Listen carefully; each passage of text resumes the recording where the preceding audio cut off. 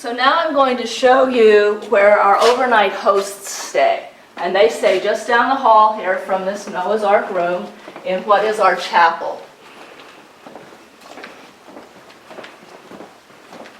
And I make sure that the guests know where the overnight hosts are, but the overnight host can also make sure that the guests know where they are.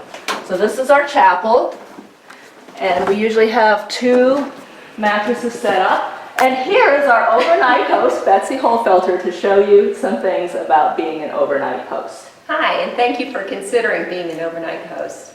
As an overnight host, you have a couple of primary responsibilities.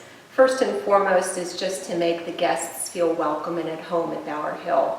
And second is to be an emergency contact here at the church through the evening in case something were to happen.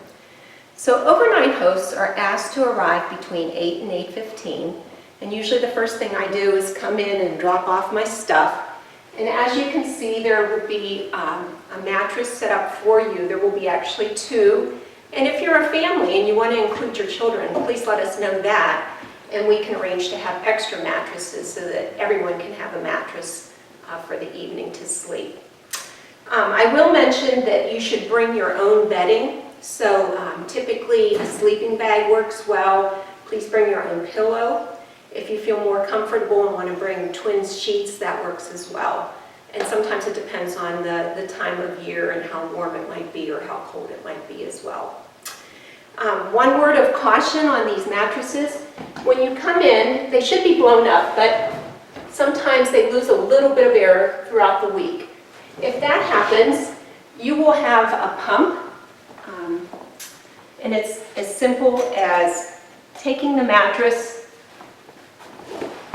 The hardest thing is finding an outlet, but there's an outlet right over here, and there's a pump. And if you just undo the plug and put the nozzle in and turn it on,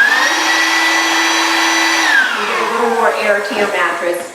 The most important thing is to make sure that the plug is pushed all the way in, or you might end up on the floor in the middle of the night, and we don't want that to happen to you. Currently, the mattresses are fairly comfortable, so it should be a good evening for you. I wanted to mention another thing about the chapel. I think we were volunteering with Family Promise for almost 2 years till we realized there's actually air conditioning in here. So if you happen to be an overnight host during the summer months and it's a hot day, the chapel does get the afternoon sun, and it can get quite warm in here. So feel free to turn on the air conditioning in the chapel if you would like. The control is over here.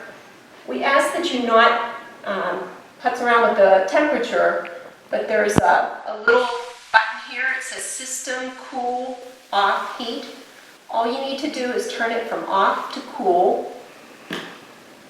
And if you give it a couple seconds, it will kick on, and hopefully it'll be a more comfortable experience for you for the evening then. One other thing I wanted to say to you in the chapel is that there is a binder, and it's called Family Promise, and it is full of all kinds of good information and instructions on volunteering. So this is just a really good reference tool for you should you need to refer to anything during your overnight stay.